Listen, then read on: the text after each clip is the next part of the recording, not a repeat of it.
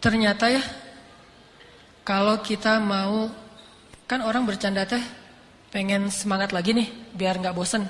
Bercanda mah untuk menghilangkan sedih, bercanda mah untuk menghilangkan stres, bercanda supaya dapat energi baru kan. Ternyata ada yang lebih efektif daripada bercanda kalau kita pengen semangat lagi. Kalau kita pengen survive dari sebuah masalah, ada yang lebih efektif daripada bercanda. Walaupun bercanda itu boleh. Apa yang lebih efektif? Menangis. Menangis itu, menitikkan air mata itu lebih powerful daripada tertawa. Cuman kita sering memilih tertawa daripada menangis. Sama kayak orang lebih senang minum kopi walaupun minum kopi itu boleh daripada minum air putih. Padahal lebih menyehatkan minum air putih. Cuma kan gak ada sensasinya. Tapi kalau kita bisa mengubah mindset kita, kalau orang teman-teman nanya, ngopi yuk gitu kan gitu ya. Minum air putih yuk kan gitu ya. Bisa gak sih kita ngomong kayak gitu? Nah ini mengubah mindset nih. Kalian lagi ngapain? Lagi minum air putih. Pasti dibilang, gak seru ah. Kalau kalian lagi ngapain? Lagi ngopi. Di mana? Di kafe. Lagi ngapain? Lagi minum air putih. Di mana? Di beer house. Di beer house minum air putih. Kan? Ini kan keren nih. Minumnya air putih. Di beer house minum air putih. Di kafe minum air putih. Kalau yang masih beer house ya. Tapi kalau bisa gak usah. Terus di tempat apa? Dimanapun. Lagi, hari ini belum minum air putih gitu. Bukan hari ini belum ngeteh, belum ngopi. Pagi-pagi dihidangin kopi sama istri kita. Papa mah sekarang udah gak minum kopi. Papa mah malamnya menangis, siangnya minum air putih. Kan gitu ya. Wah itu keren tuh. Malamnya nangis, siangnya minum air putih. Berarti papa udah gak bercanda dong. Enggak mah nangis gitu. Jadi air mah nangis tapi sambil tersenyum. Mana nangisnya ya.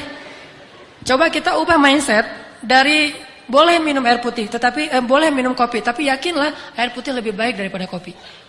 Makanya Nabi mengatakan air itu tahurun, air itu bersih dan membersihkan. Air itu bersih dan membersihkan, dan memang secara medis, secara kedokteran, secara biologi juga air putih paling baik untuk tubuh kita. Sangat menggantikan energi tubuh kita. Tapi kalau kopi sensasi itu, walaupun tetap baik kalau nggak banyak gulanya. Yang masalahnya kalau kebanyakan gula. Jadi gula yang dikopiin, bukan kopi yang digulain, saking manisnya. Nah, bercanda dengan menangis juga ibaratnya sama.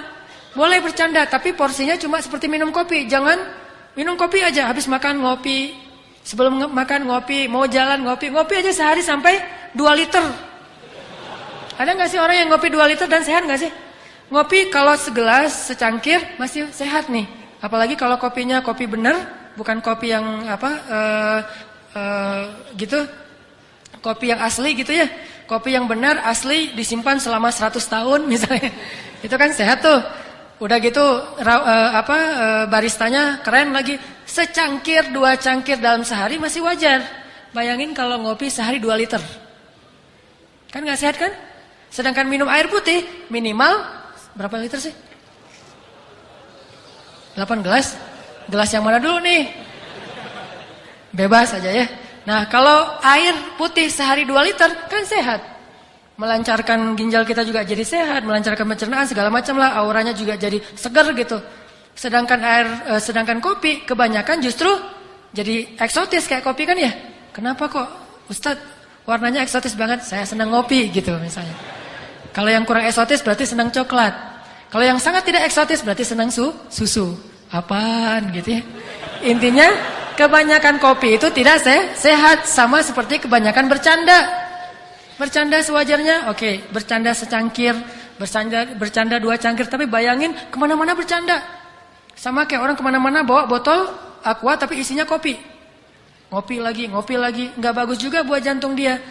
Makanya sewajarnya perbanyaklah menangis. Karena menangis itu air mata kita menggugurkan dosa dan membersihkan hati yang kotor. Air mata itu seperti hujan. Kalau di Arab itu diibaratkan hujan itu membersihkan rumah, daun-daun dari debu. Karena mereka mah padang pasir, daun banyak yang berdebu dibersihkan oleh air hujan. Maka begitulah air mata membersihkan hati seseorang. Coba nanti bayangin bedanya kesan habis ketawa sama habis nangis. Habis ketawa seru tapi capek. Ketawa, aduh capek juga ya ketawa ya. Capek kan? Tapi kalau menangis insya Allah gak akan capek. Kalau nangisnya karena dosa-dosa, nangisnya karena ingat Allah, nangisnya karena ingat akhirat, itu gak akan capek. Justru habis nangis semangat tuh. Beda banget kesannya habis nangis sama habis ketawa. Makanya ketawanya jangan kebanyakan. Nabi mengatakan, kalau kalian melihat apa yang aku lihat, kalian akan sedikit tertawa. Boleh ketawa tapi sedikit. Dan banyak menangis. Makanya kalau teman-teman belajar, saya juga lagi belajar nih. Lagi galau, nangis. Gak apa-apa, nangisnya tapi bukan karena masalah itu.